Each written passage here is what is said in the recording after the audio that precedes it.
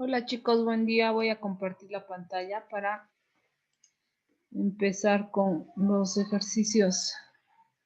Bueno, el ejercicio del tema de evapotranspiración. Habíamos quedado en la resolución de ejercicios. A ver. Ya, están pudiendo ver la pantalla, ¿no? Entonces, Sí, vamos a resolver el primer ejercicio. Dice, voy a compartir también la pizarra. No, vamos a ver la de OneNote, es mejor.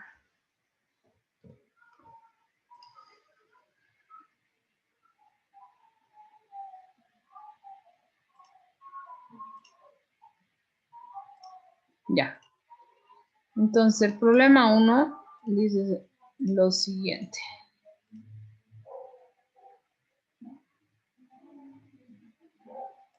Dice,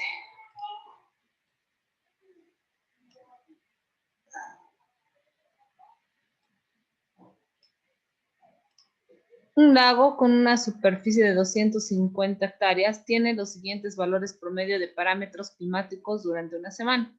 Temperatura del agua, 20 grados centígrados. Humedad relativa, 40%.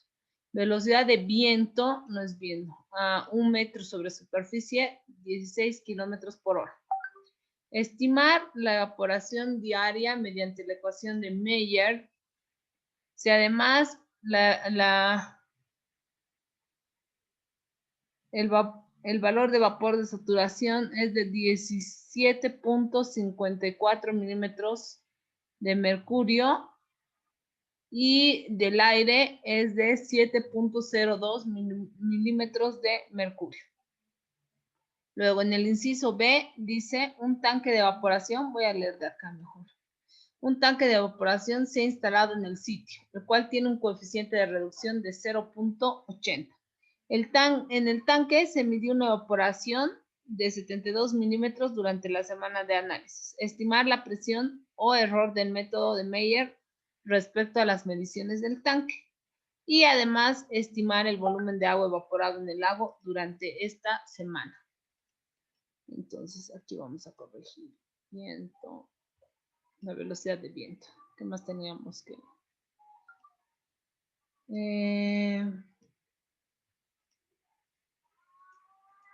Ver...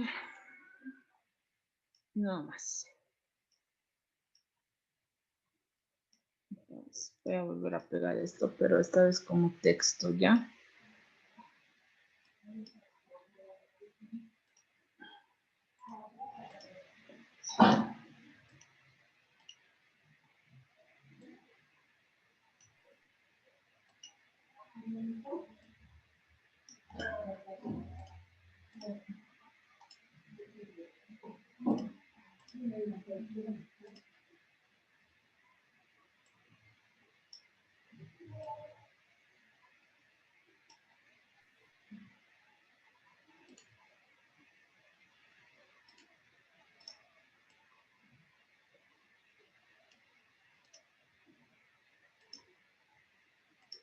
Ahí pueden ver bien, ¿no? ¿O no se ve? ¿Sí, no? Sí, ya se ve. Ya. Entonces, para el inciso A, ¿qué datos tenemos? Bueno, así vamos a hacer. Mejor vamos a ir resolviendo de esta forma. Aquí abajo todo. Para el inciso A, ¿qué datos tenemos? Bueno, ¿qué nos pide en realidad? ¿Qué datos tenemos y cuál es nuestro enfoque? En el caso del inciso A.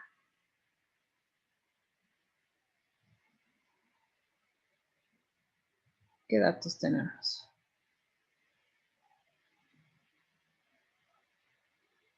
A ver, tenemos la superficie del lago, que son 250 hectáreas.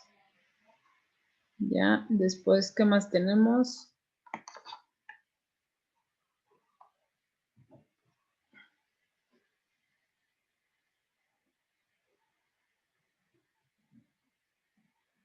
Temperatura.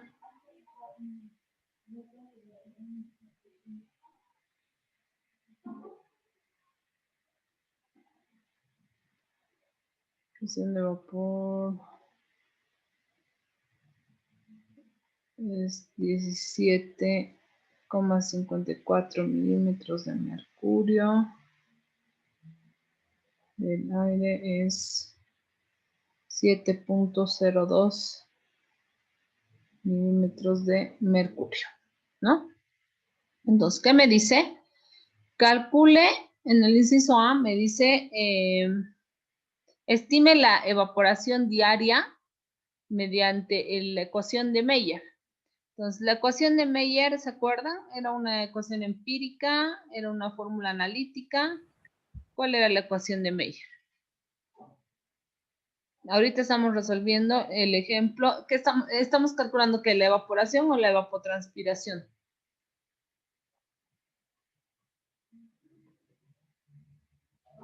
Chicos. La evaporación, ingeniera. Evaporación, ¿por qué? Está bien, es la evaporación. Ángela. Ángela, ¿no? ¿No habló? ¿Por qué? Carla. Carla, ¿por qué es evaporación, Carla? Y no evapotranspiración.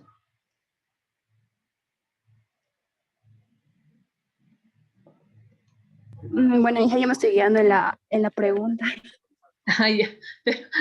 ¿Por qué esto? Ya, está bien, dice evaporación, pero algo más, ¿por qué? Porque es agua, ¿no? Es un lago, por eso. No es evapotranspiración lo que estamos calculando ahorita, ¿no?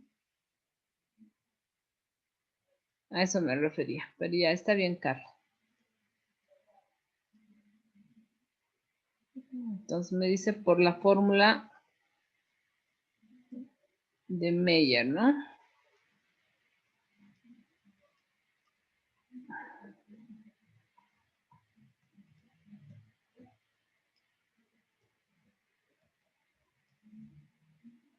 Esta para mí es la fórmula de Mayer.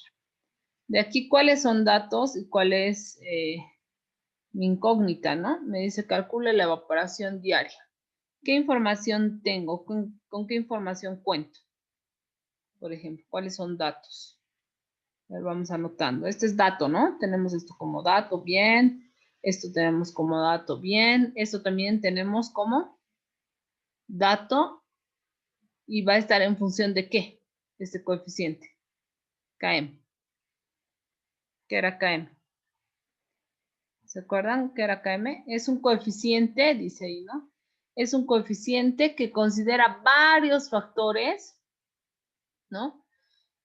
Y que es igual a 0,36 para lagos grandes y profundos y 0,50 para lagos someros y pequeños, ¿ya? Entonces es un coeficiente que depende de la superficie del lago, ¿ya? En este caso, es ese coeficiente. Entonces puede ser 0,36 o 0,50 dependiendo de las características del lago. Entonces aquí anotamos. Depende, es un dato, por eso le estoy poniendo, es dato y depende de la superficie. Puede ser 0,36 o 0,50. Esto es para lagos grandes, ¿no ven? Y esto es para pequeños. Pequeñas ¿Desde qué superficies. área de superficie se considera que es un lago grande? Ahí está la pregunta del millón. No existe una clasificación como tal para decir si un lago es grande, o sea, considerado como grande, mediano o pequeño. Al menos no he encontrado en todo lo que he ido buscando. Pero este lago, o sea, si consideramos las hectáreas, se consideraría pequeño, porque hay lagos que son extremadamente mucho más grandes que este. Entonces, en función a las superficies que he ido evaluando, se considera que un lago de 250 hectáreas en kilómetros cuadrados, ¿cuánto sería? Perdón, me están llamando de dirección, chicos. Me esperan un momentito, por favor.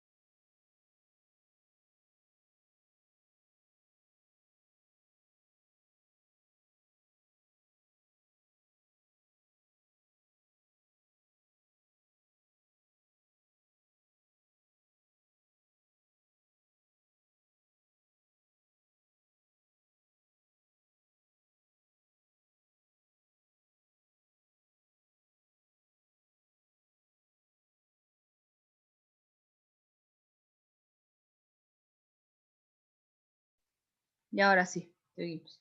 Entonces, como le decía a su compañera, un lago de 250 hectáreas sería considerado como un lago pequeño, ¿no? Entonces, ¿cuánto es 250 hectáreas en kilómetros cuadrados, por favor, chicos? Solamente para... 2.5 kilómetros cuadrados, sí. Sí, por eso es pequeño, ¿no? Entonces, 2.5, una hectárea tiene 10.000 metros cuadrados, ¿no? ¿Sí? Sería más pequeñito, Sí, pero yo no he hecho. Sí. 0.025. ¿Sí no ve? Está bien. Ya. Ahora, ¿qué más tenemos como datos? ¿No? Para la fórmula de Meyer. Tendremos la velocidad a 9 metros. Esa es nuestra incógnita, ¿no? Principal, nos está pidiendo la evaporación diaria. ¿Tendremos la velocidad a 9 metros? ¿O qué tenemos como dato? Tenemos velocidad de viento. Ahí como dato. ¿Pero a qué altura? A 1 metro de la A superficie. 1 1 metro metro sobre la de la superficie. superficie, O ¿no? sobre la superficie. Sí. Tenemos la velocidad, pero a 1 metro. Entonces nos falta esto, ¿no? Es otra incógnita ahorita. Tenemos esto de dato, tenemos esto de dato, tenemos esto en función del lago. Vamos a escoger 0.50, pero nos falta la velocidad de viento. Entonces, ¿qué podemos hacer? ¿Qué les había dicho la anterior clase en la parte teórica? ¿Se acuerdan? Había una fórmula que nos permitía hacer esa transformación. Y es precisamente esta, ¿no? No tenemos ese valor, pero sí tenemos esta fórmula que nos permite hacer la conversión. Dice, la velocidad para cualquier altura va a ser igual a este coeficiente C por la altura a un séptimo, ¿no? Entonces, primero tenemos que calcular este coeficiente C, ¿no? Este coeficiente C va a ser característico para toda la zona.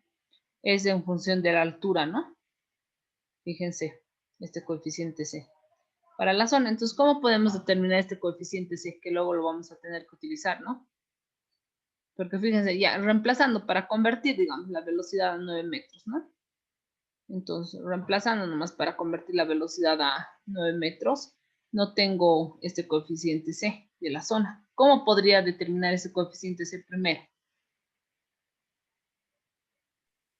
Por la temperatura en G.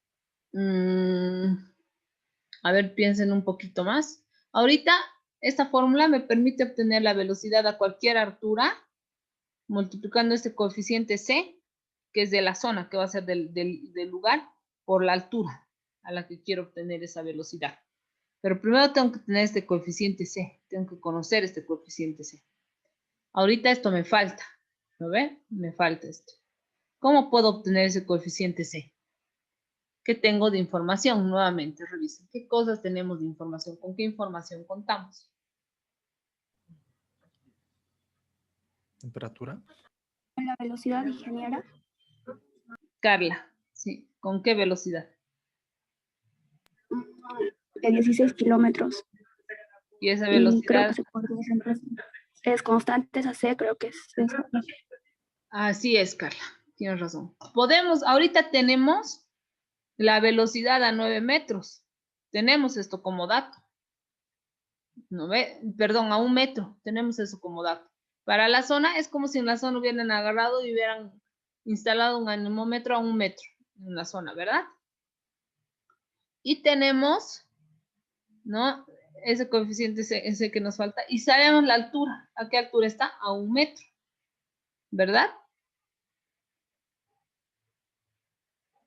Entonces, de aquí podemos despejar este coeficiente C para la zona, ¿sí o no? ¿Me entienden? Ese coeficiente C, ¿a qué va a ser igual? 1 elevado a un séptimo.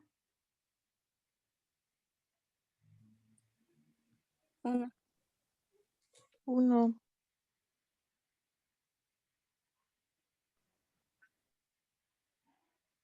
16 me sale, Inge. Sí, exacto, ese es el valor, pues. 16, despejando esta C, ¿no? O despejan si quieren el 1 a un séptimo, va a ser 1 Esto quedaría así, ¿no? 1 metro a la 1/7. Y esto va a ser, a ver, vamos a borrar aquí para que no se pierdan. Vamos a reemplazar así.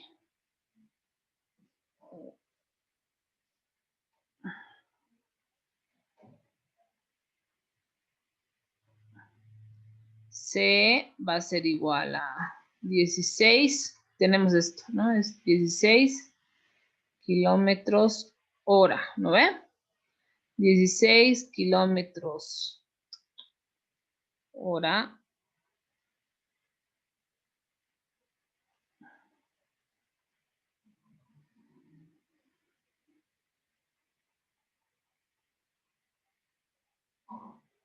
Sobre, despejando esto, ¿no? 1 metro, 1 a la 1/7 va a ser 1 nomás. Y metro a la 1/7, ¿no ve? Entonces quedaría así, ¿no? Por metro a la 1/7. ¿Está bien? Mi despeje, chicos. Chicos, hola. Dije el que está en kilómetros y el otro en metros, ¿influye? Va a influir, pero No. vas a ver que se va a simplificar. Vamos a ver, ahí, ¿no ve? Esta ahorita es mi constante, ¿no ve? Ahorita.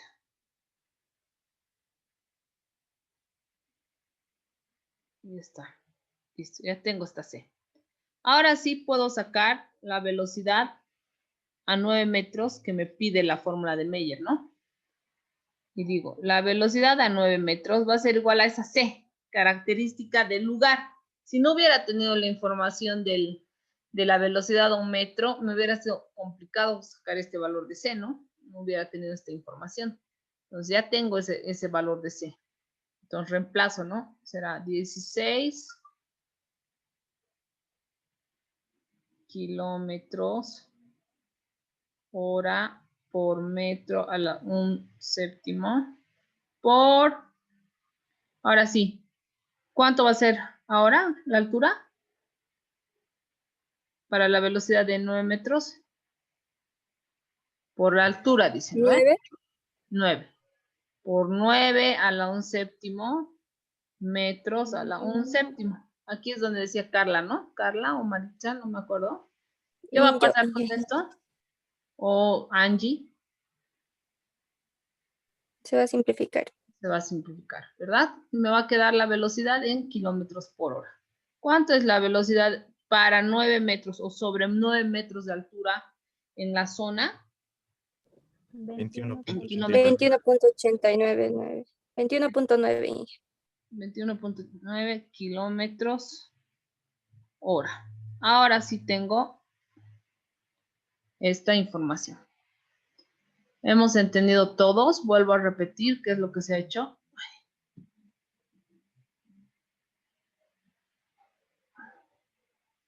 Ahora sí puedo reemplazar aquí, ¿no? Ya tengo todos los datos. ¿Han entendido esa parte o vuelvo a repetir, chicos? Sí, Sin miedo, sin miedo. Repita, por lo de la C. Otra vez. Sí, por favor, Inge. Ya, dale, otra vez. Vamos a seleccionar esto, el lacito. Esto.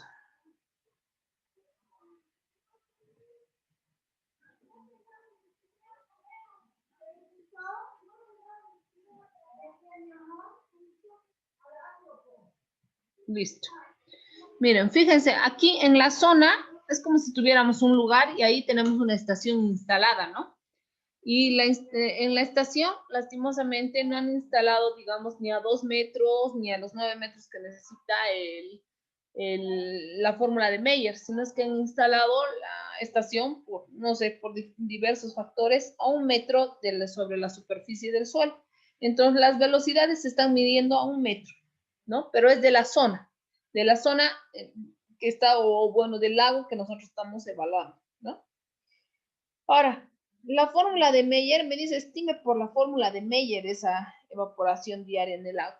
Y la fórmula de Meyer tiene el requerimiento de que la velocidad tiene que estar a 9 metros. Y varias de las fórmulas tienen esos requerimientos específicos, ¿no? Otra te dice a 2 metros, otra te dice a 9 metros, etcétera, etcétera. Entonces, para cubrir esa falencia es que surge esta fórmula, ¿no? Surge esta fórmula, que nos permite transformar la velocidad que nosotros tengamos como dato, en este caso la de 1 metro, a cualquier altura o para cualquier altura. Pero para eso tenemos que conocer este coeficiente C. Tenemos que conocer este coeficiente C, que va a ser característico de la zona. Entonces, ¿de qué forma podríamos conseguir nosotros este coeficiente C? O conocer este coeficiente C. Teniendo la información esta, ¿no? Teniendo la información de la altura de la estación y de la velocidad medida esa altura de la estación. En este caso sí tenemos, más bien que tenemos una velocidad y una altura de 1 metro, ¿no? Una velocidad medida a 1 metro. Entonces, de esa forma podríamos obtener el coeficiente C para la zona. Ahorita esta también es otra incógnita, ¿no? No sabemos ese coeficiente característico de la zona. Y este coeficiente se va a poder utilizar para una altura de 2 metros, para una altura de 9 metros, de 10 metros, de 11 metros. Entonces, más bien sí tenemos una altura de 1 metro. Esta es nuestra incógnita para la zona. Y tenemos la altura, ¿no? De medición, 1 metro. 1 metro elevado a la 1 séptimo. Y esto es 16, ¿no? 16 kilómetros.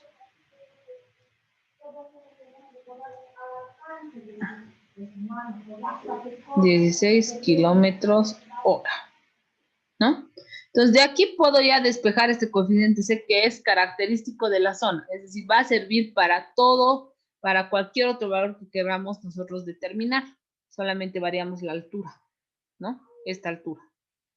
Entonces, de aquí despejo C y voy a tener lo siguiente.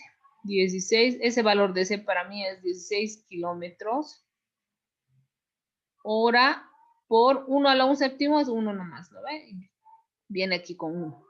Y metros a la 1 séptimo. ¿Estamos de acuerdo hasta ahí?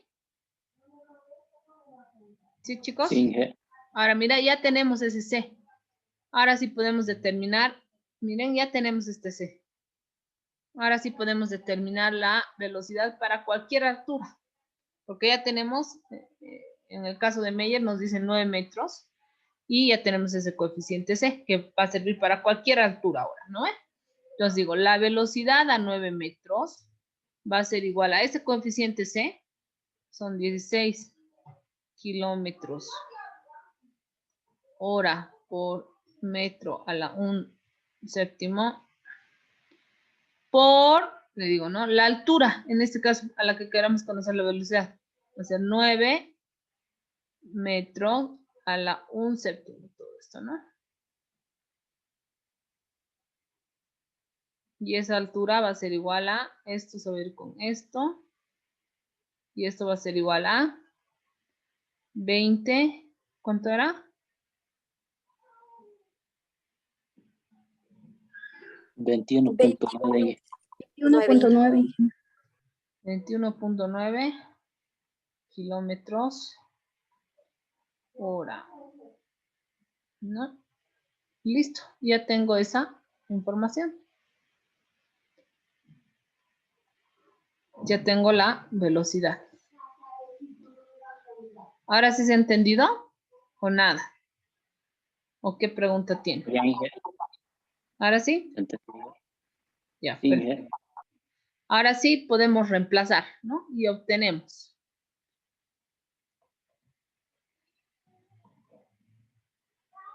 Y obtenemos ahora sí la evaporación diaria. Vamos reemplazando. La evaporación diaria por el método de Meyer, que por cierto, ¿qué tipo de ecuación es la de Meyer? Es una formulación empírica. ¿Qué quiere decir que sea una formulación empírica? Que tenemos que meter los datos en las unidades en las que se nos solicita la información. Y el valor de la evaporación va a estar en milímetros por día, ¿no? La presión de vapor saturado la tenemos que meter en milímetros de mercurio.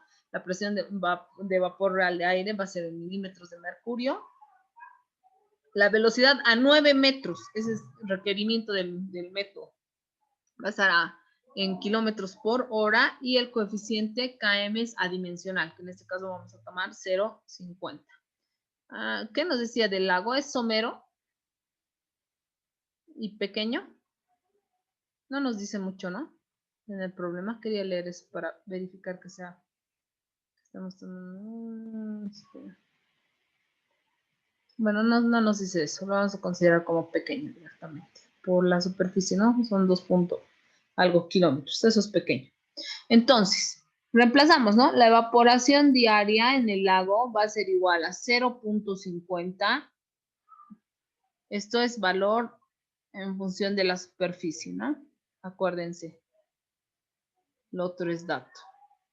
Por la presión de vapor saturado, ¿cuánto es? ¿SVC?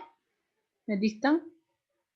17.54, si no me equivoco. 17.54 menos 7.02.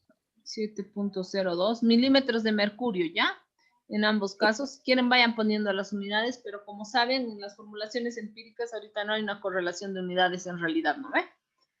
La evaporación del lago nos va a dar en milímetros día, pero fíjense que las unidades nada que ver, ¿no? Pero si quieren van anotando las unidades. 1 más la velocidad que hemos sacado es 21.9 sobre 16. 16 de la fórmula viene, ¿no? ¿Cuánto es la evaporación en milímetros por día, chicos? 12.46. 12.46 12.46 milímetros día. Eso es lo que el lago está perdiendo de acuerdo a la fórmula de Meyer. Ahora, ¿qué más me dice? Ese es el inciso A. Hemos respondido el inciso A.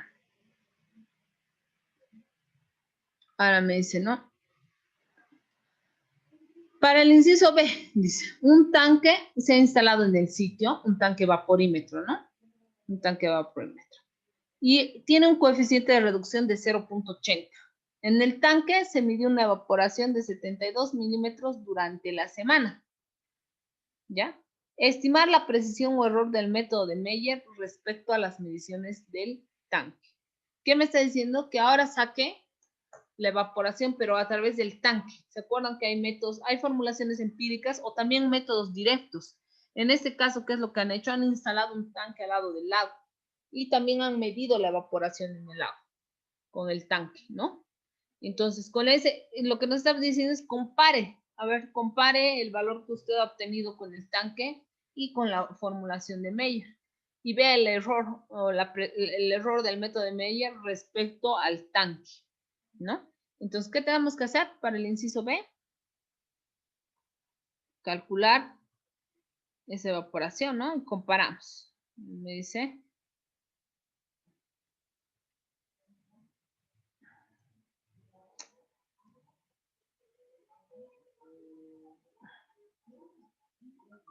para el inciso B.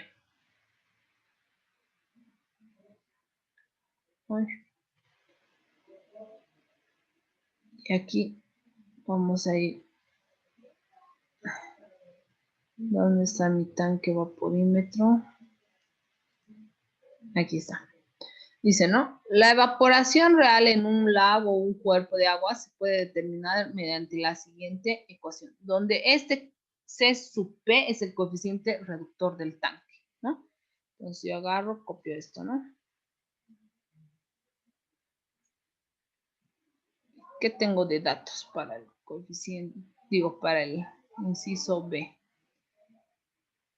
Tengo la evaporación del tanque, ¿no? Sí, también el coeficiente reductor 0.8 no está. Y tengo el coeficiente de reducción 0.8, ¿no? Y la evaporación del tanque es 72 milímetros Metros. Ah, sí, milímetros, perdón. por... No leí bien. No terminé de leer. Semana. Ah, ya no tienen la el enunciado. Sáquenle una fotito si quieren. Durante la semana, dice, ¿no? Por semana. En una semana.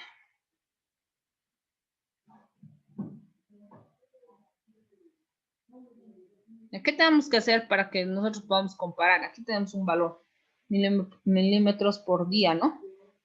¿Qué tendríamos que hacer? Multiplicando esto voy a tener milímetros, pero por semana, ¿no? Quiero volverlo a días. ¿Cómo podemos volverlo a días? Este es sub T, antes de reemplazar, ¿no? ¿Cómo volvemos la evaporación del tanque en días? Dividiéndolo entre 7. Exactamente. Ya me estaba asustando, pero es lo que hacemos también en balance, ¿no ve, chicos? Una semana, Conversión. sí, tiene 7, 10, ya iba a llorar, pero ya, más bien no he llorado. Entonces, simplificamos esto y tengo 10.29. 10.29 milímetros día, ¿no? Esa es la evaporación en el tanque.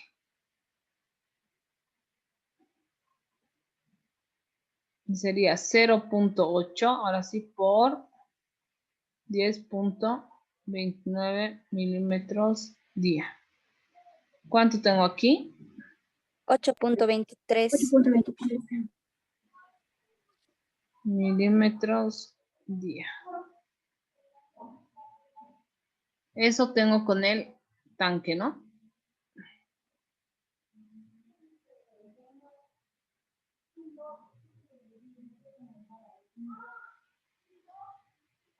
Esa es una variación. Están bien los valores que hemos determinado aquí, ¿no? Verifiquen por si acaso, por favor. Si es 12.46, es grande el error, ¿no? Es relativamente grande el error. Porque fíjense, es 8, nos está saliendo por el tanque y 12 por el otro.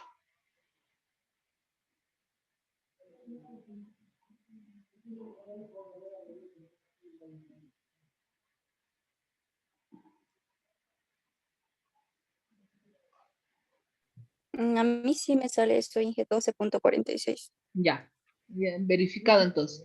Si toman 0.36 como coeficiente, a ver una fórmula de Meyer, por favor, verifiquen eso. Es lo que no he podido encontrar lastimosamente. 8.97 sale. ¿Con 0.36? Sí, Sí. ¿Cuánto sale con 0.36? 8.97. Yo creo que vamos a tener que considerar como grande el lago. Eso especifiquen. En ese caso estamos considerando, lastimosamente no hay una clasificación. He buscado por todos lados, en inglés, en todo lado, y no hay una clasificación para los lagos. Entonces, en este caso, recalculamos, especifiquen eso, recalculamos y ponemos este valor, ¿no? Porque la variación no tendría que ser tan significativa. Entonces vamos a considerar este lago como grande, ¿ya? Aunque realmente no es tan grande. 0.36. No está compartiendo su pantalla. Ay, perdón. Che, ya estoy cambiando todo. Díganme sin miedo, ¿ya? Ahora ya, lo que he hecho es borrarlo esto. Vamos a recalcular con 0.36. Especifiquen eso. Estoy reemplazando esto. He estado con 0.50, entonces voy a poner 0.36 aquí. Y el valor, así lo vamos a dejar. Y el valor recalculado va a ser igual a 8.97. 8.97 milímetros día. En el examen les voy a dar el valor ya específico. Les voy a decir grande, considerar grande o pequeño, ¿no? Si es que entra. Para que no hayan estas ambigüedades, que siempre me ha quedado lastimosamente. No he podido encontrar hasta ahora Algo que especifique si es grande o pequeño, le soy sincera. 8.97, listo. Entonces, fíjense, con el tanque vaporímetro hemos obtenido 8.23 y con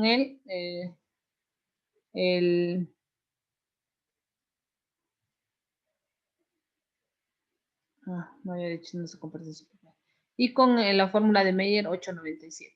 ¿Qué nos dice después? Una vez que calculamos la evaporación del tanque vaporímetro y de Meyer, nos dice estimar la precisión o el error. ¿Cómo estimamos el error? Dice del método de Meyer respecto al tanque. ¿Cómo se estima el error? Puntos para el que me diga o para que me diste ese valor. Eso ya han hecho en física, laboratorio.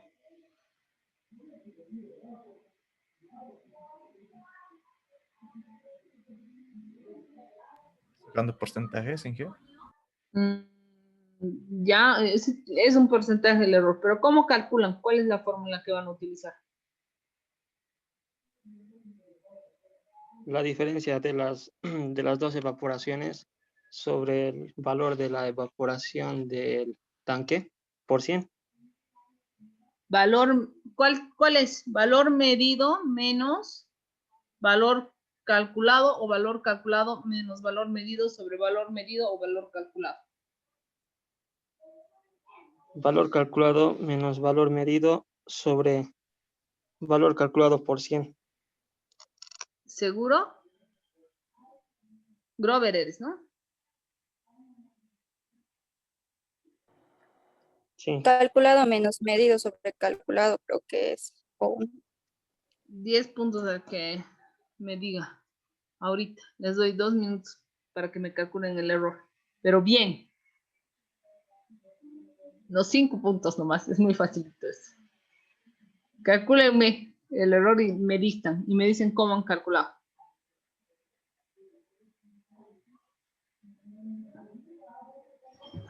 Ingeniera, ¿no es valor teórico menos valor real dividido entre valor real por 100?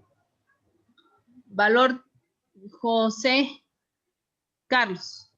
López Durán, José Carlos. López Durán, José Carlos. Me dictas el valor. 8.25. Como Mostacedo, Gerson, López, Durán y Quinteros Grover. Y Magi creo que también, María Eugenia creo que también me dijo, o Ángela, no sé, los 4. Me dictan los valores que han obtenido y cómo han calculado. 8.25 me sale a mí. Ya, los 4 nada más. Gerson, ¿cuánto has tenido de error? Ahorita llevo el edicto un cachito. 8.25. Gerson, 8.25, ingeniero. ¿cómo has calculado? ¿Dónde? ¿Cuál es tu fórmula del error? El que me enseñaron de valor calculado menos valor medido sobre valor calculado por 100. Valor calculado menos voces puestas sin valor medido sobre valor calculado por 100. Ya. A mí me salió 8.25 también, Inge. También hay la fórmula aproximado menos exacto sobre exacto. Y he puesto... Claro, Angie. Ya es 8.25 y ha utilizado esta misma forma. Ya. López. 8.25, Inge. Ya. Has tomado como solamente que es valor real y valor teórico, ¿no? Sí, valor teórico, exacto. Es lo mismo. Ya, López. Error. 8.25 y por ciento, ¿no? Sí, Inge, por 100. Sí, Por ciento en todos los casos. Su fórmula ha utilizado valor real, López. López, ¿me dictas tu fórmula?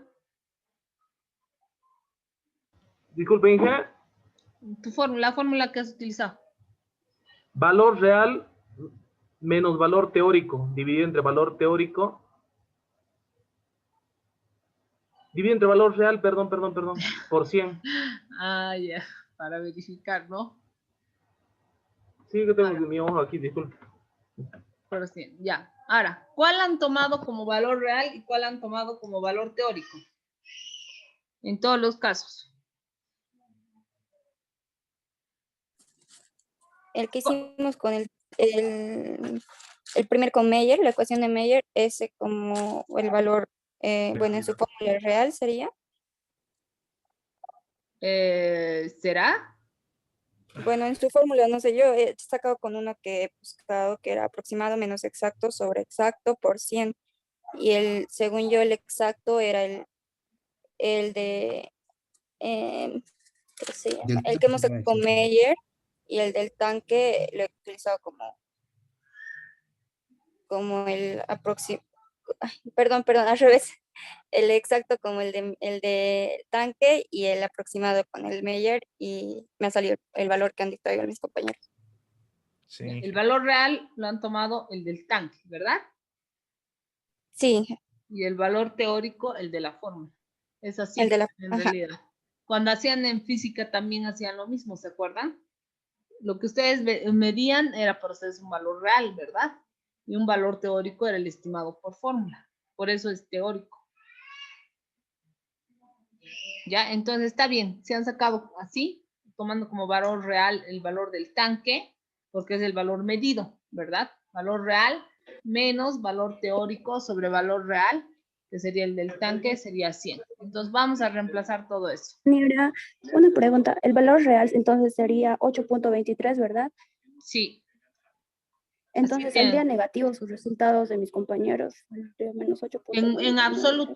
En absoluto se toma el error. Entonces sería 9. 9,99 sale Inge. 8.99, sí. Sí, El valor saldría real, 8.99. a ver, el valor real es el valor medido. Y el valor medido, cuando ustedes hacían un experimento en física, ¿qué hacían? Por ejemplo, de dilatación, qué sé yo. Cuando medían, o sea, agarraban, dilataban una barra, ¿no ven? Entonces había una fórmula para calcular y hay otra fórmula para, bueno, y la otra fórmula es medir. Lo que obtienen en laboratorio, ¿no ven? Entonces, ¿cuál sería el valor del error? En absoluto es, obviamente.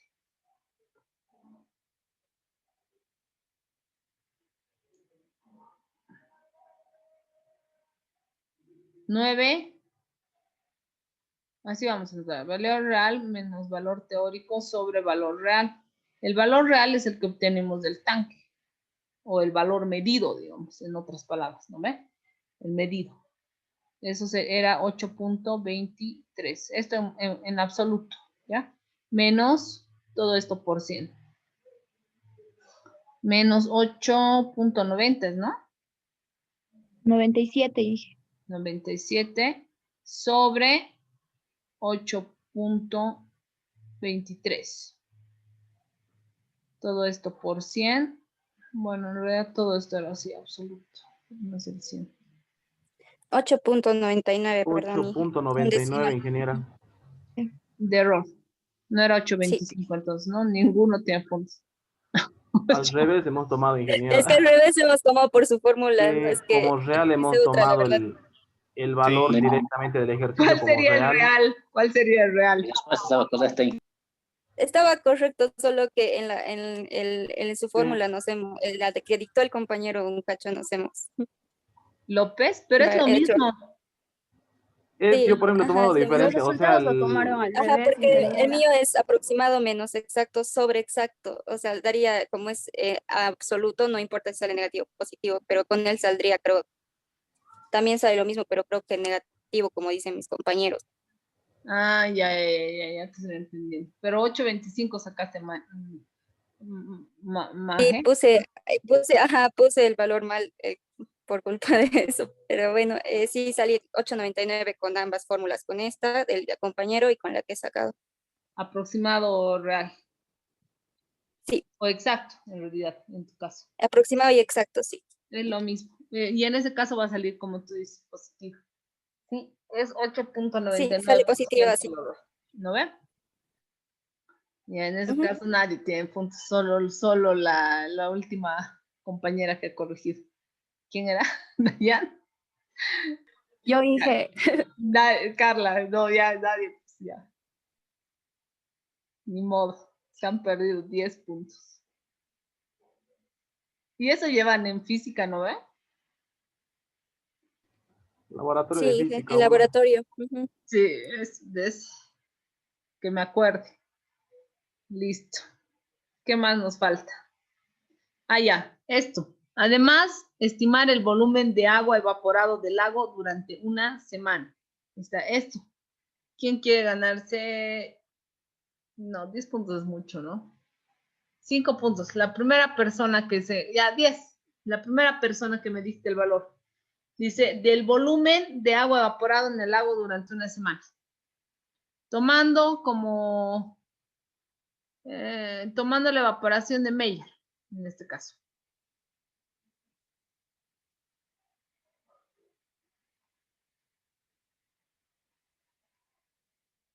En una semana, dice, por si acaso. Volumen evaporado en una semana. En el agua. ¿Cómo sacan ese volumen? Sería 62.79, Inge. Carla. Carla dice 62.79. ¿Qué? Sí. Milímetros. ¿Podría volver a mostrar los datitos de la superficie, Dice por favor? volumen, por si acaso. Volumen. No lámina evaporada. Les está pidiendo el volumen evaporado. ¿Cómo sacan el volumen? Con la superficie quizás, Inge, y No sé, con lo que dígame un hemos sacado. valor. Dígame un valor. ¿Cómo sacábamos un volumen? Hemos hecho un ejercicio similar en balance.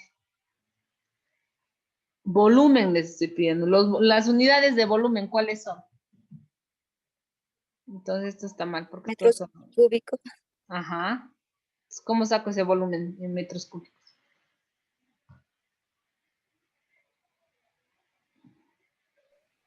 Multiplicando el área por la evaporación, Inge.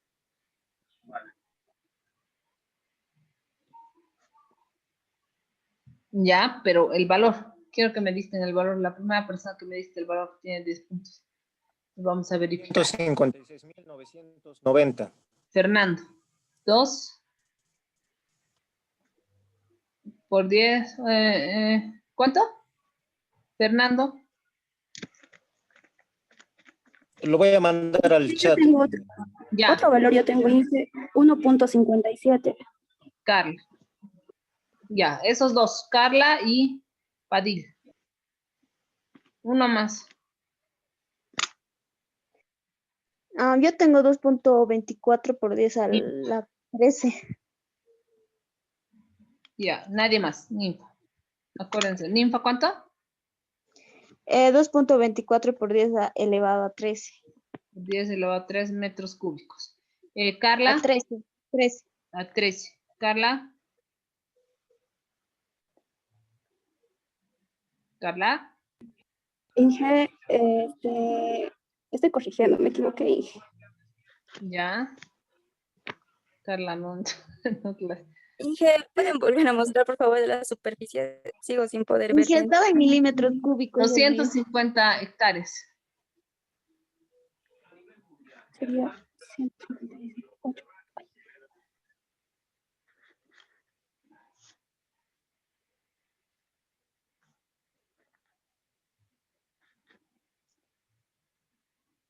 Fernando Padilla dice 1, 5, 6, 9. Inge, el mío era milímetros Ajá. cúbicos. Así está. Metros cúbicos. Ya, en El matemáticas. mío es milímetros cúbicos, Inge. El último resultado.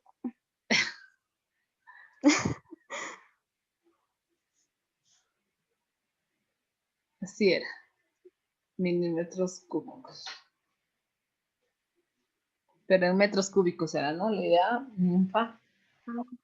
Veamos si sale lo mismo. Ya, nadie más, ¿no? Inge, esto dio mi resultado, 1.57. Ya, 1.57. Metro cúbico semana. 1.57 por 10, ¿no es por más de 1.57 metros cúbicos?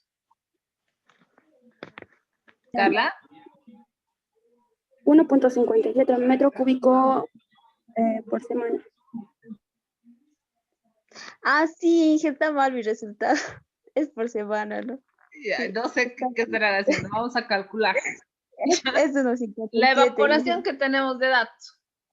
La evaporación que tenemos de datos es 8.97 milímetros día. ¿No ve? Ay, no, En una semana mi resultado. por 7 días. Sería, ¿no ve? Eso sería igual a 8.97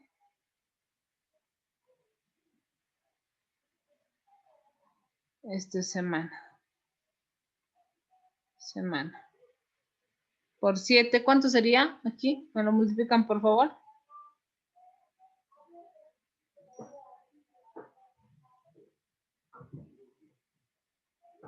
Esa es la lámina de evaporación, ¿no? ¿Cuánto sería aquí, por favor? 8.97 por 7. 62.79.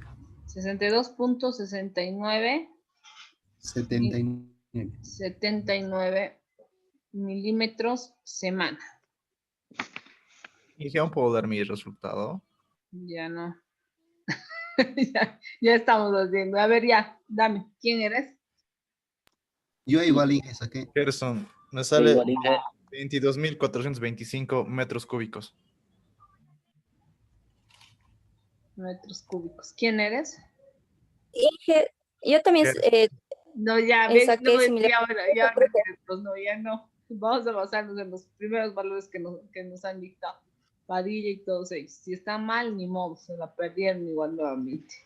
Por eso es que, ¿por qué se apuran en dictar? ¿Por qué si no están Inge, seguros? No, ya. por si acaso ya está convertido igual en el grupo mandado bueno, en el chat de aquí, convertido Ya. a Vamos a ver. metros cúbicos día, y un compañero acaba de enviar mi mismo resultado. Ya. Semana. Listo. Tengo esta tasa de evaporación. Ahora me dice el volumen en una semana. ¿Cuál será? ¿No ve? El volumen, ¿a qué es igual? ¿A qué va a ser igual aquí en este caso? Al área de la superficie por el método de Meyer, dijo, ¿no? Que íbamos a tomar. Claro, ya, aquí ya estaríamos tomando el método de Meyer, ya llevándolo una semana, ¿no ve? Ah, cierto, sí. La tasa de evaporación que tenemos por semana.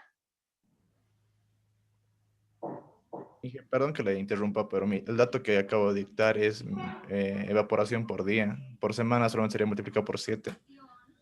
¿Vale mi resultado o le dicto el corregido? Pero no, pues ya, lo que yo les he pedido, el volumen evaporado en esa semana, por semana, dice. Volumen evaporado en una semana, dice, ¿no ve? Eso dice. ¿Cuál será? Dice. Aquí. Estimar el volumen de agua durante esa semana. ¿Ve? ¿Cuántos habrá evaporado durante esa semana? ¿A qué es igual el volumen?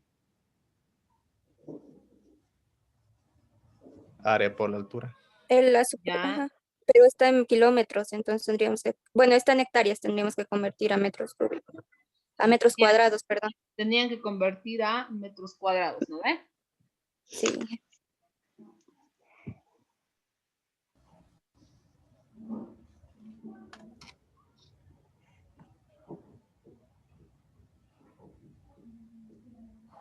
Y era 200 la superficie, ¿no ve? Área del lago por lámina de evaporación, ¿no?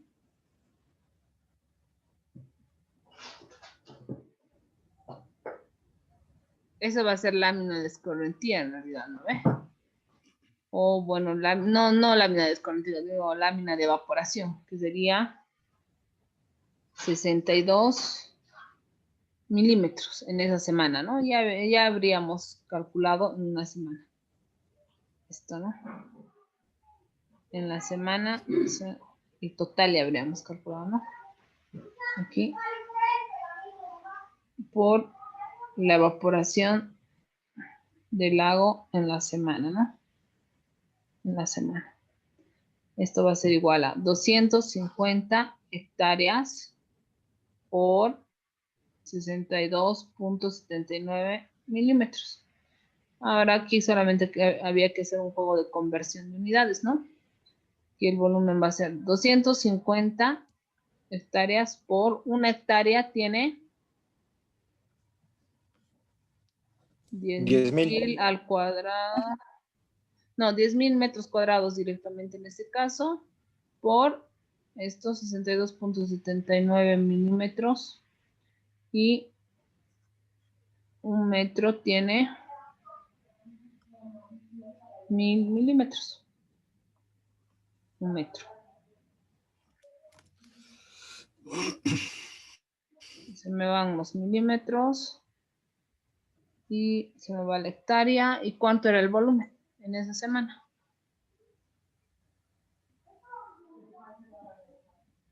Metro cuadrado, metro cúbico, ¿no ve? Estos se van a ir aquí. Estos 3 ceros se me van a ir aquí. Y era... Voy a multiplicar yo. O díctenme si han obtenido el resultado. 156.975.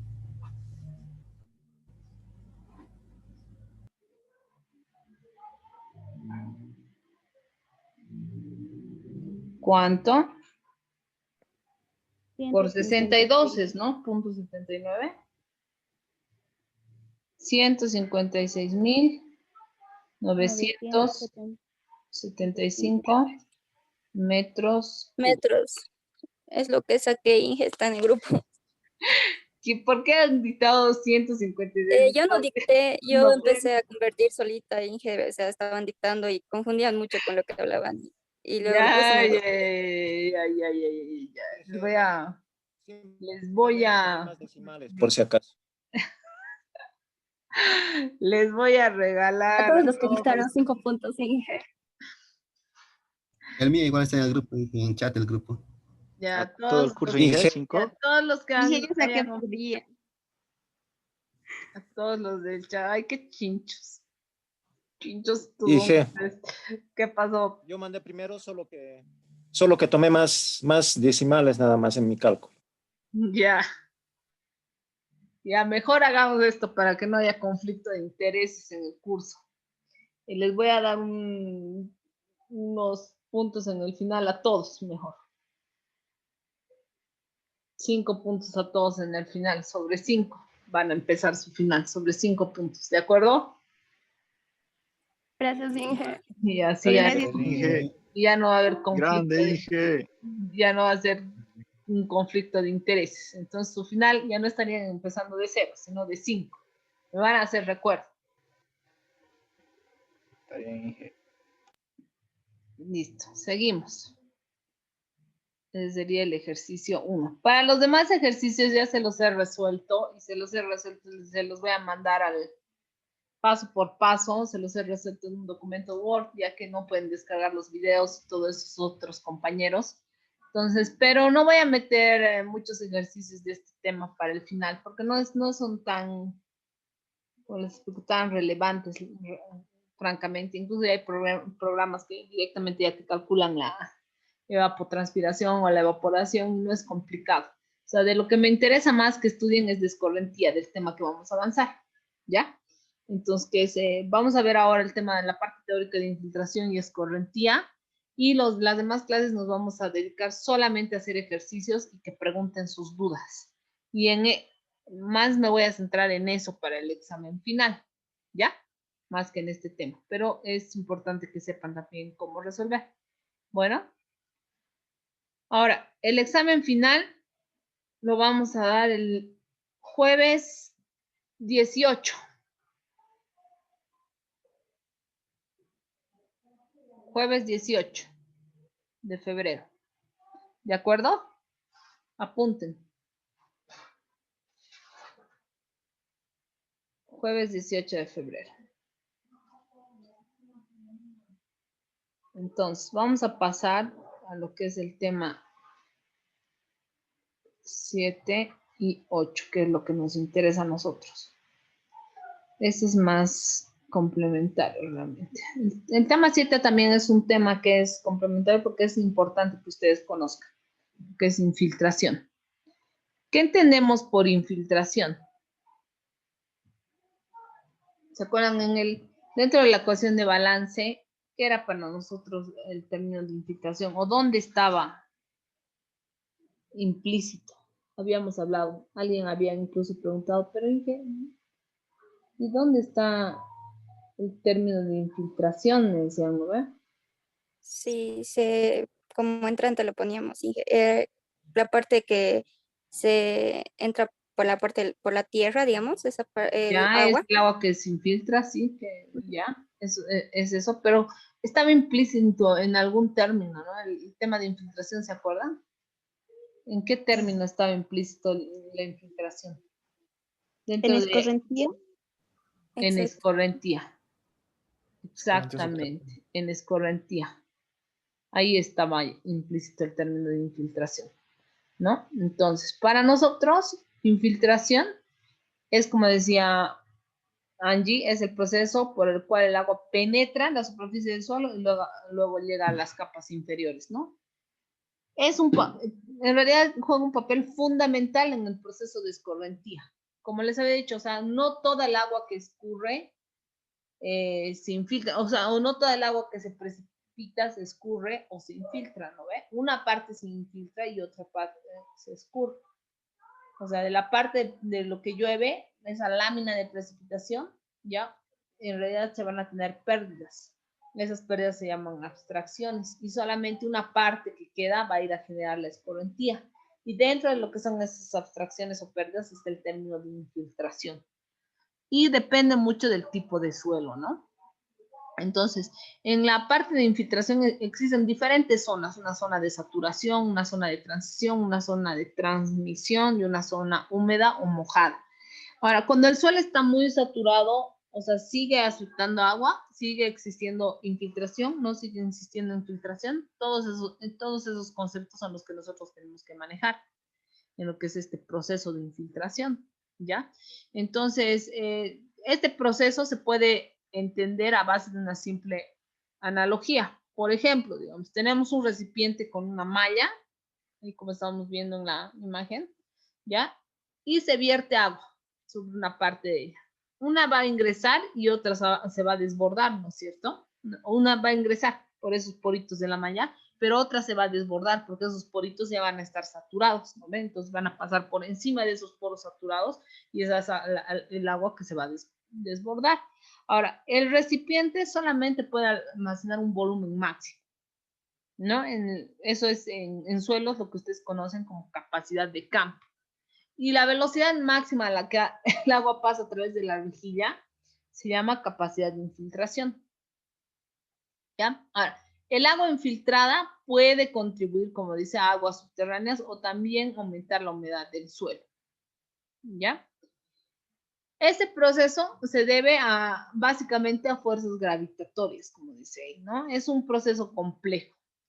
O sea, existen ecuaciones que nos sirven a nosotros o que utilizamos para ajustar precisamente esa tasa de infiltración. Así como calculamos la evaporación, también existen ecuaciones empíricas que nos permiten ajustar las tasas de infiltración. Ahora, ¿cómo medimos la capacidad de infiltración?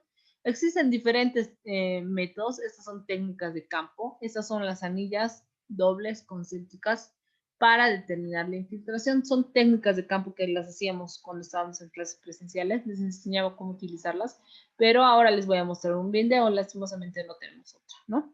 Entonces, lo que hacemos es utilizar estas anillas dobles de infiltración o concéntricas dobles, ¿ya? Para determinar esa tasa de infiltración. No va a ser la misma en suelos, por ejemplo, arenosos o en suelos arcillosos, ¿ya?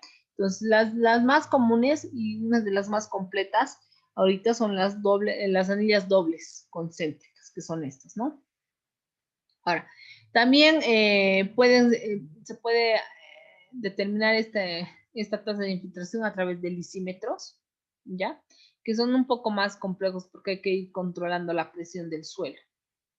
¿Ya? Entonces, el método más sencillo que yo conozco y que te da valores relativamente fiables es de anillas dobles, ¿ya? Ahora, los infiltrómetros o anillas dobles de infiltración Ya son utilizados para mediciones, pero muy puntuales. Por ejemplo, si nosotros quisiéramos medir la infiltración en una cuenca, voy a instalar una nueva sección. Por ejemplo, ¿cómo seleccionarían ustedes? ¿Tienen esta cuenca? ¿No? ¿No? Y tienen que determinar el coeficiente de escorrentía, y para el coeficiente de escorrentía, una parte muy importante es conocer el tipo de suelo, ¿no? Entonces aquí tienen, este es aquí, y este es aquí. Por ejemplo, aquí tienen un suelo con vegetación. Aquí hay un suelo con roca. Aquí es un suelo arenoso. ¿Ya? Y aquí tenemos nuevamente un suelo rocoso. O arcilloso. Mejor arcilloso. En geología ya han aprendido la terminología, ¿no? Cuando es arcilla, cuando es roca, cuando es arena. Entonces aquí arcilloso. Son lineecitas, ¿no? Arcilloso. ¿Dónde harían ustedes las pruebas de infiltración con estas anillas? Son pruebas, como dice ahí, puntuales. ¿Cómo harían las pruebas? ¿Cuántas pruebas harían en esta cuenca? Es lo importante, es lo que tienen que ustedes saber.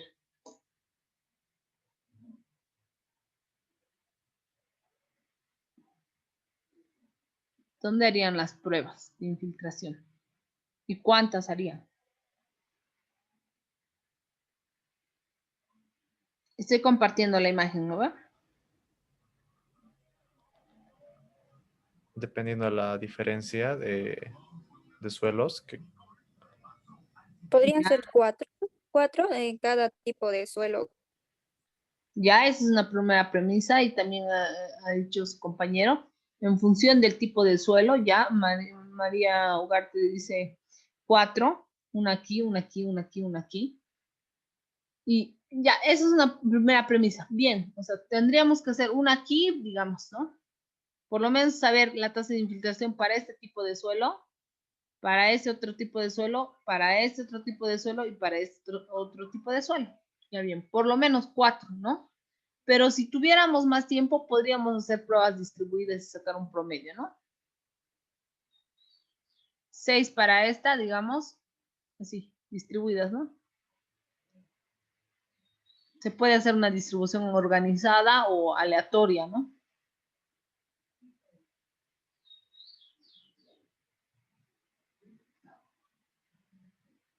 Seis aquí, 6 aquí, 6 aquí, 6 aquí. Y tomamos una tasa de infiltración. Pero eso es lo importante, hay que diferenciar el tipo de suelo. Para este sector vamos a tener un valor, o para este tipo de suelo vamos a tener una tasa de infiltración. Para ese otro tipo de suelo rocoso vamos a tener otra tasa de infiltración. Para este arenoso otra tasa de infiltración, y para este arcilloso otra tasa de infiltración.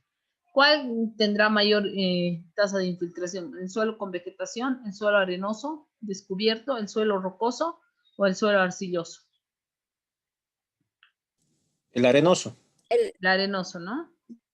Sí. Y eso, y en realidad para asegurar algo tendríamos que hacer las pruebas, porque puede ser que este rocoso tenga múltiples fracturas que tengan en realidad una infiltración más alta, ¿no? Depende. Pero a simple vista y por las características del suelo tendríamos que decir el suelo arenoso. Está muy bien. Eso. ¿Quién era su compañerito? Padilla Castro. Ya, Padilla.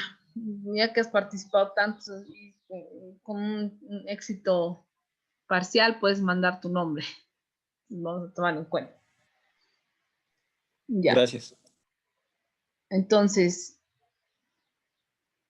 también, o sea, existen ahorita varios tipos de infiltrómetros, de los que ya estábamos hablando. Por ejemplo, los de cilindro doble, o sea, los de doble anilla, cilindro único, que creo que les he visto haciendo en suelos alguna vez, una prueba con el ingeniero Guna, creo que estaba haciendo algunas pruebas.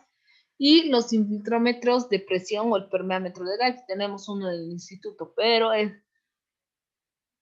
La ventaja de este equipo es que te permite ensayar la infiltración a diferentes tasas. La desventaja es que es un armatroste, entonces hay que llevarlo por el campo y a varios puntos. La desventaja de las anillas dobles de infiltración, si bien te dan valores buenos, pero necesitas mucha agua, entonces tienes que transportar agua también para hacer las pruebas, ¿no?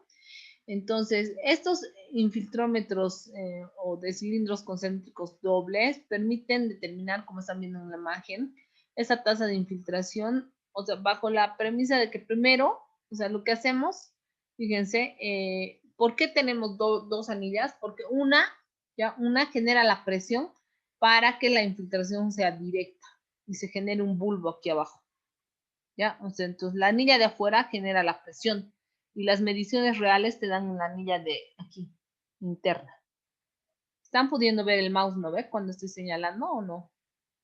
Sí, Inge. Sí, Inge. Se ve. Entonces, este infiltrómetro único, en cambio, no tiene esta, ¿por qué es más exacta la de doble anillo? Porque este tiene bueno, genera como una superficie de agua alrededor que genera la presión para que te dé valores más reales y no se disperse, ¿ya? En cambio, en el cilindro único el agua se dispersa y primero tiene que generar humedad para tener una tasa constante. Entonces, los de cilindro único ya no son muy aplicables, ¿ya? Entonces, eso tienen que tomar en cuenta. Ahora, para las formulaciones para la estimación de la capacidad de infiltración son variadas, ¿no? En realidad, pueden utilizar, por ejemplo, pueden analizar el proceso de infiltración de dos formas. Uno que es la lámina infiltrada de agua y otra que es la tasa o velocidad de infiltración. La lámina es la cantidad total de agua que atraviesa el suelo y se mide como en el caso de evaporación, precipitación, ¿no ve? Como milímetros de agua infiltrados, ¿ya? Y la capacidad o tasa de infiltración es una cantidad máxima de agua que un suelo puede absorber por unidad de superficie. Generalmente se mide por milímetros sobre tiempo, o sea, una lámina sobre tiempo, ¿ya? Esta tasa o capacidad de infiltración disminuye hasta alcanzar un valor casi constante a medida que se prolonga el suministro de agua al suelo. Ahora, los métodos para estimar esta infiltración son variados. Por ejemplo, Kostiakov, yo utilizo más el Horton, Green-Am, Philip, número de curva y otros. ¿Ya? Ahora, hay diferentes modelos. Lo que se hace en realidad es agarrar y se toma varios datos de campo y se ajustan una curva. Es fácil. A la curva de Horton, por ejemplo, o a la curva de Kostiakov, o de Green-Am, de Philip. ¿Ya? Entonces, lo que se mide es esa tasa. Para la tasa existe este modelo de Horton, ¿ya? Nos permite determinar esa tasa de infiltración, ¿ya? Y puede ser considerada o proporcional a la diferencia entre la capacidad de infiltración actual y la capacidad de infiltración final. Entonces, esta es la fórmula de ajuste de la capacidad de infiltración de Horton. Entonces, para eso necesitamos datos de campo, ¿ya? Que les voy a mostrar en la siguiente clase. Vamos a ajustar a esta ecuación, la tasa de infiltración. Necesitamos una planilla de Excel lastimosamente y ajustar al modelo, ¿no? Para encontrar la ecuación de ajuste. Entonces, donde F sub 0 es la capacidad de infiltración en el tiempo, F sub C es la capacidad de infiltración final, F sub P, perdón, es la capacidad de infiltración en el tiempo, F sub 0 es la capacidad de infiltración final, inicial, perdón, T es el tiempo transcurrido en horas y K es la constante que presenta la tasa de decrecimiento o constante de recesión. Entonces, lo que hacemos es esto. Esto es lo que vamos a tener en la siguiente clase. Los datos observados son estos diamantitos, ¿ya? Y la curva de ajuste del modelo de Horton es la línea llena. Es lo que hacemos. En realidad, ajustamos esto y de este ajuste obtenemos estos valores. Y ya con eso obtenemos esta ecuación de infiltración.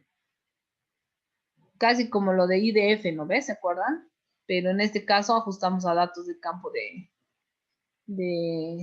tasas de infiltración medidas. Estos son los datos de una prueba real que se hizo en Oruro, por ejemplo. Ahora, los parámetros F sub 0 y K de Horton dependen del contenido de humedad inicial del suelo, así como el suministro de agua. Por ejemplo, algunas veces cuando el suelo está muy seco, hay personas que ya lo humedecen previamente antes de realizar la prueba. que no es muy correcto, porque si no te toma harto tiempo hacer la prueba, ¿no? Tienes que estar harto tiempo esperando hasta terminar la prueba.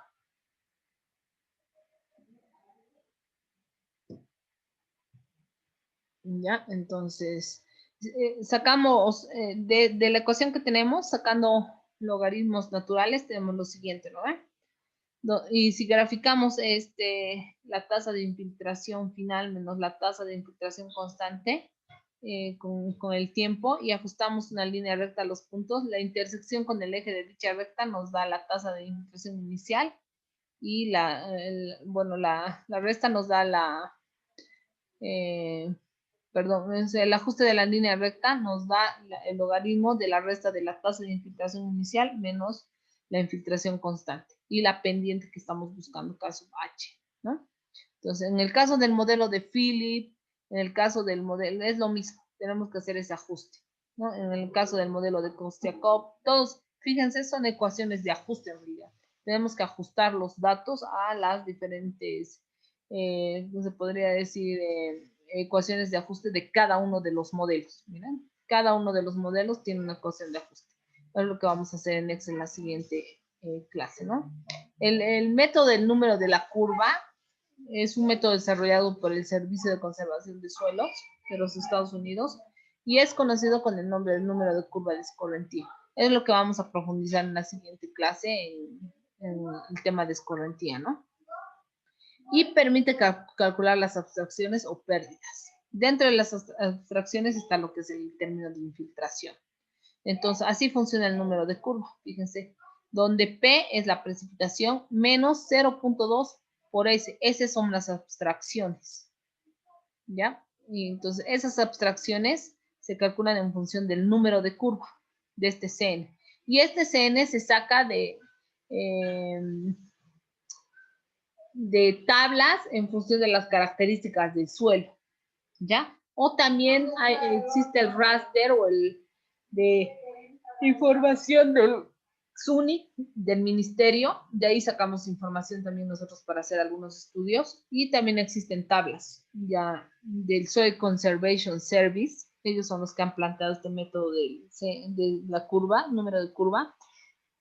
Entonces ellos tienen varios valores que vamos a ver, no es complicado de utilizar y así no los ejemplos van a entender para determinar ese número de curva. Ese número de curva varía del 1 al 100 y depende de las características del suelo, como les había dicho. Ahora, la clasificación de la capacidad de infiltración, ¿ya? Es importante. ¿Por qué? Porque esto nos sirve para escoger el número de curva. Es importante para el método del SCS esta capacidad. Por eso hacemos pruebas de infiltración.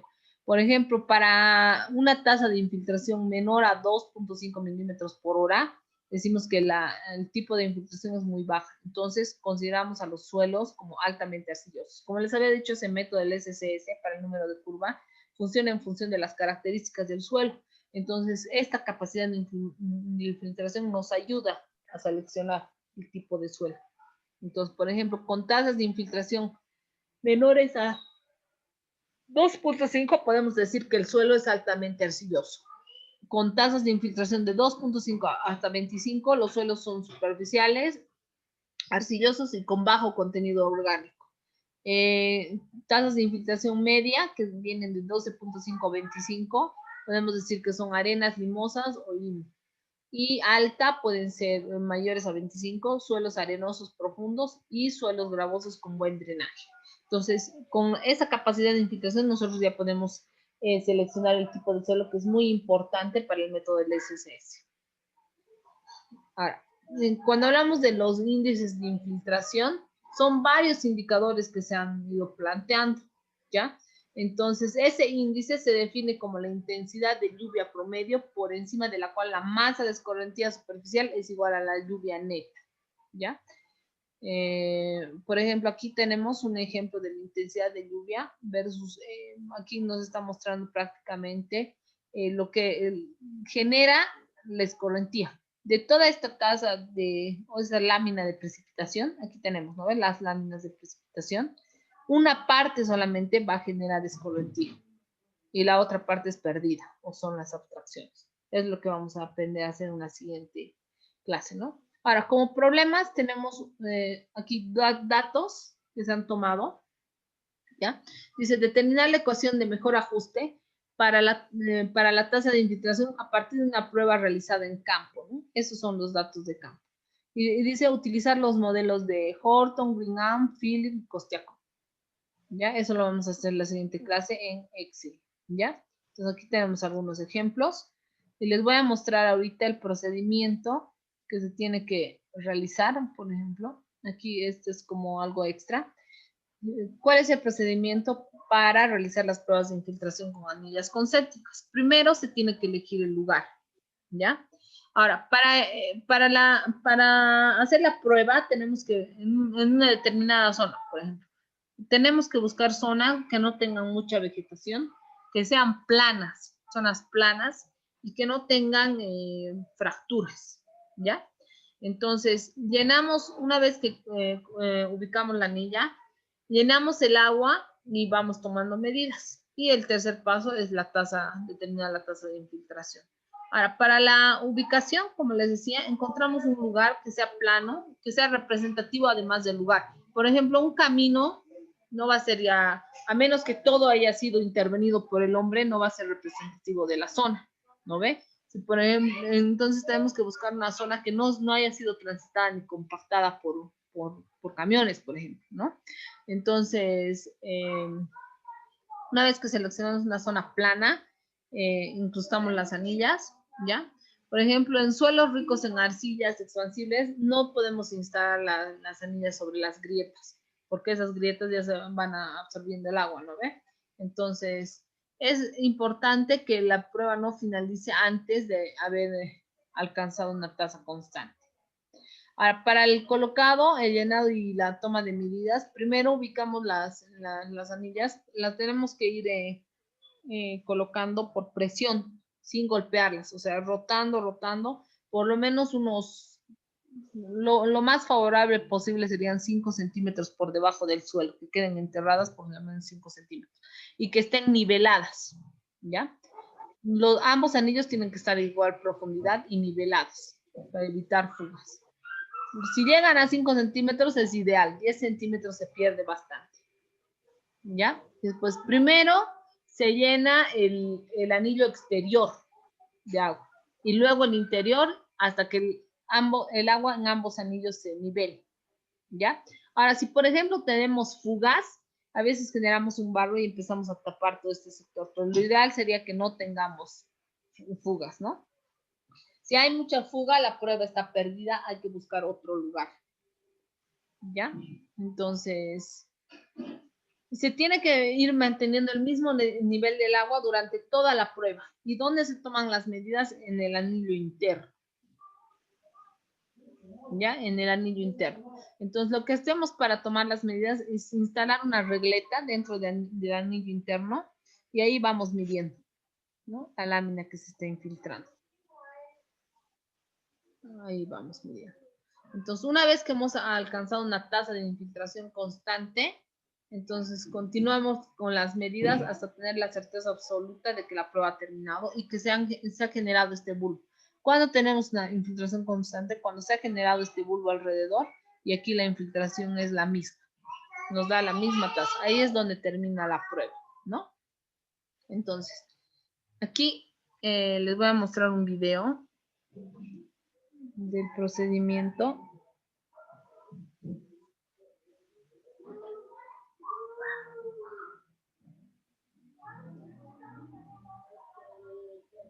Inge, perdón, una preguntita. ¿Qué dijo que se colocaba cuando había infiltración, infiltración alrededorcito de los... Fugas, generamos como un barro y agua y vamos tapando esas fugas para mantener el agua. Voy a pausar esto un cachito. Generamos gracias. como un barro y ponemos alrededor de la anilla. Entonces les voy a mostrar ahorita. Hubiera sido interesante estar, tenemos como 6 anillas con las que ustedes pueden hacer prácticas en campo, pero lastimosamente ahora en esta pandemia no nos queda otra que ver videos. A ver, les voy a mostrar este video donde les muestro este procedimiento.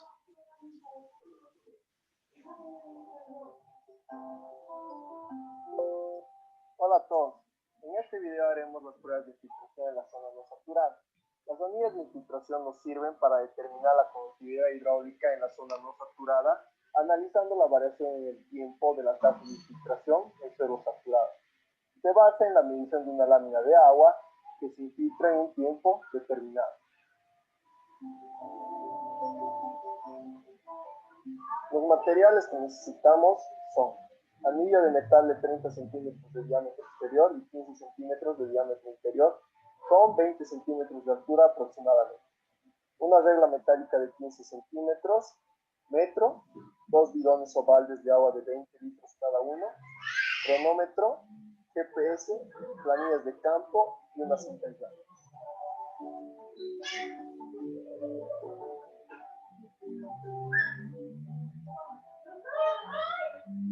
El primer paso es seleccionar un lugar que sea lo más horizontal posible y que no tenga vegetación. Una vez encontrado el lugar, referenciamos el punto y anotamos las características del suelo. Después enterramos la anilla en el sitio seleccionado aproximadamente unos 3 a 5 centímetros, cuidando que no quede vacío alrededor. Luego colocamos la regla en el anillo interno. Y una vez instalada la anilla, fijamos en nuestra planilla un diferencial de agua y filtra para realizar las mediciones y alistamos el instrumento.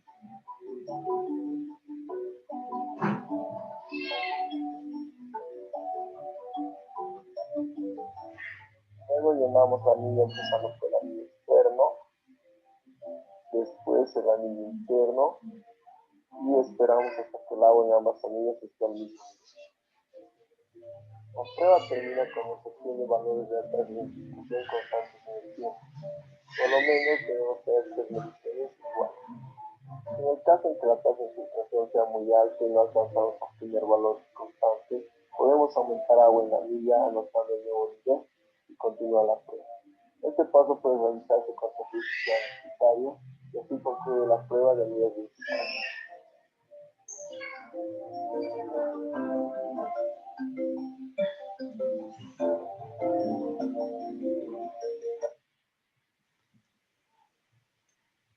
Ese es más o menos el procedimiento. Como dice, ahí pueden descargar la información de la página de Hydrogeologists Without Borders, pero bueno, es más o menos ese es el procedimiento, ¿no? En nuestro caso lo que vamos a hacer, lastimosamente no podemos tener los datos. Lo que hacíamos los anteriores cursos es que sacábamos nosotros nuestros propios datos de campo y esos datos ajustábamos, ¿no? En este caso vamos a ajustar datos que ya se tienen preparados.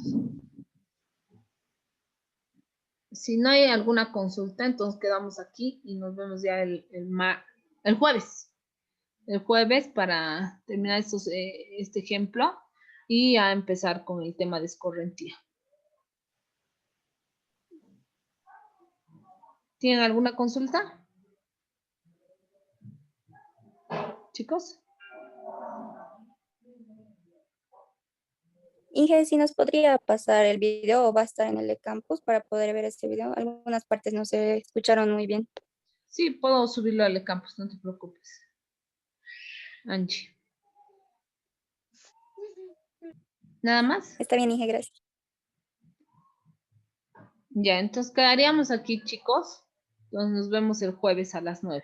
¿De acuerdo?